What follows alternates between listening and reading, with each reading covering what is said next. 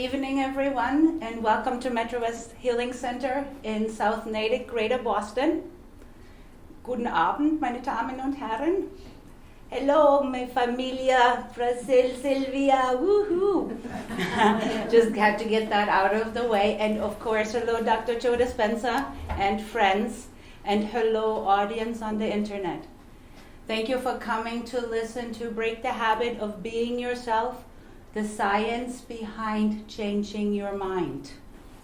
And I could use big words, but we're going to try to keep it very simple. I'm going to just take the heat off right from the beginning. I'm going to use the analysis of driving a car. What I want to teach you about your brain and what you can do, all of us can do, can be as complicated as it needs to be. I can use big words, make myself sound really smart, and you stop listening. Okay? This is like driving a car. I have been driving a car for 30 years. My only interest in driving a car is getting from point A to point B. The only thing I know about my car is where to put the gas and where to turn it on. If you ask me to open the hood, I don't know how to. I don't need to know how to. It has not stopped me from using it. And this is what I want to give you, a gift to use what you already have. You do not need to understand synapses firing. That's not what it takes. But you do have to do the work once you understand it. Just a brief introduction. My name is Gertrud Lola. I am the founder of Metrowest Healing Center. We are dedicated to the search of the human potential. I am a German native. My first career was teaching. I always studied alternative therapies. It was my hobby. It became larger and larger. It eventually engulfed me. I got my doctorate in naturopathy. Always felt that I wanted to have hands-on, so I became a massage therapist. I work myofascial release, cranial sacral therapy.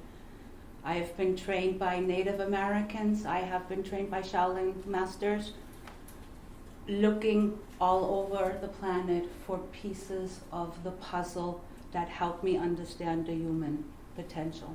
We are set up to be self-healing, self-realizing, self-actualizing. This is my journey. Welcome. I met Dr. Joe Dispenza in November at the European Mastery Conference in Munich. We had a lovely conversation at the meet and greet, and he said, "Gurtrud, I'm teaching at the Kerpalo." One of my clients said, "I have a house there," so I went. Next thing you know, I'm in Connecticut. I am out in Colorado and just learning everything that I can. What keeps me motivated was something I found early on, documented by UCLA.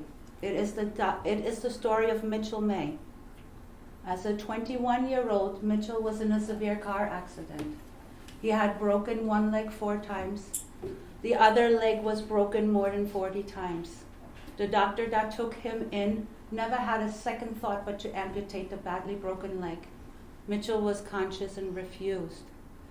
They transported him to UCLA, where UCLA was in the process of obtaining a court order to amputate both of Mitchell's legs because they had gotten so infected that they thought his refusal for amputation was him being a threat to himself. The mother went to the parapsychology department of UCLA and pleaded her son's case. They assigned a healer named Gary Gray to him. They worked together intensively. The neurologist at UCLA documented Mitchell's recovery as a miracle, for lack of being able to explain how a human being could have possibly regenerated 3 inches of ankle bone, nerves, skin, tissue, cells. He is a fully functioning human being. People say, "Why do you keep studying?" Because we really don't have an idea what this wonderful vessel that we inhabit is capable of. Bruce Lipton, in his book Biology of Belief, and Candace Pert in her book The Body is the Subconscious Mind, Both have tried to explain how miracles or spontaneous healings are possible.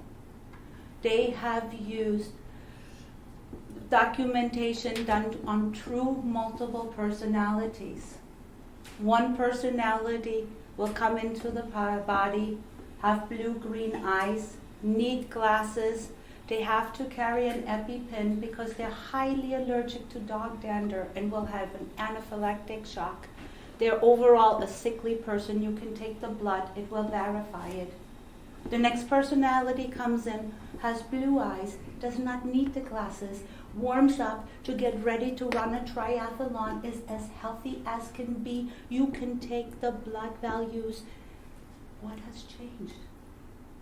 Could it be as simple as changing our minds about things? It is suggested. Dr. Joe Dispenza has done research into neurology for over 20 years, and he has put it in a format that is workable. I want to share something with you, which is really how we learn and unlearn, how neuron receptors, as we learn, wire together and then fire together, and that process can also be undone when we unlearn things or when we forget things.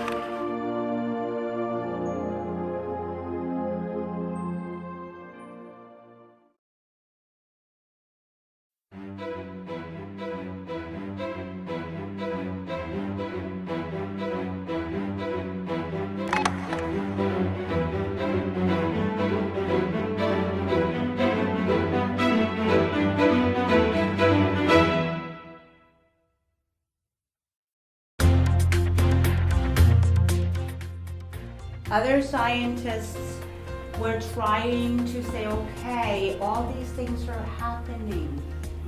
What is our brain capable of? Can we actually learn and get our brain ahead of events? They had one control group come in, and they were teaching them for 2 hours a day, 5 days a week, how to play chords and scales on the piano. They had taken a brain scan at the beginning of the week, and then a brain scan at the end of the week, and new neuroreceptors were formed just as expected. Now they brought in control group B. They were being taught about scales and chords. They were mentally rehearsing it without ever touching a piano. The brain scans of the beginning of the week and the end of the week showed that the same synapses had formed, the same memories have formed. The brain had actually gotten ahead of the event. Now they said, okay, can we take this one step further? Can we get the body ahead of the actual event? So they brought in control group B. They saw the spring that the people, they brought in control group A. They gave them a spring to pull their biceps and work the biceps for a certain amount of time for a certain duration. They brought in control group B. They saw the spring, knew what they were doing, and were mentally rehearsing, pulling that spring for the same amount of time, the same duration. At the end of that time, they were measuring muscle strength increase. Control group A, the ones that actually did it, had a muscle strength increase of 30%. The control group B, that was just imagining that they were doing it, had a muscle strength increase of 23%. We can get not only our mind ahead of the event, we can get our own body ahead of the event.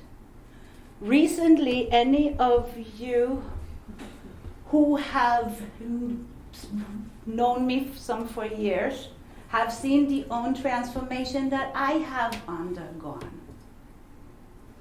And it was putting into action what Dr. Joe has taught me. I meditate in the morning. My life has taken off like a rocket, good, bad, and ugly. I never know what to expect every day. Most of it is really good. But once the boat started rocking, woo boy. I was out in Colorado and I just did the incline, woohoo, and was able to raise $3,100 for the Wounded Warrior Project in the process. And it's always about paying forward. So what I am telling you is not something that I am just preaching. You've seen it in action. And if I can do it, guess what? All of you are capable of doing it. And when I tell you that every single person is in this room is a genius, then I mean that. We have forgotten our own greatness. We can step into our own greatness. We can get our minds and our bodies ahead of any event. They say our greatest athletes in this world have done their discipline over and over and over again before they ever get on the slope. Before I ever climbed that mountain, yes, I was getting myself physically ready, but I climbed it in my mind every day. And more than that, I wired into my DNA what Gurtrud will feel like once she got on top of that mountain, what that was going to feel like. And I made it so real that eventually I just had to go do it to catch up with myself because I already had done it.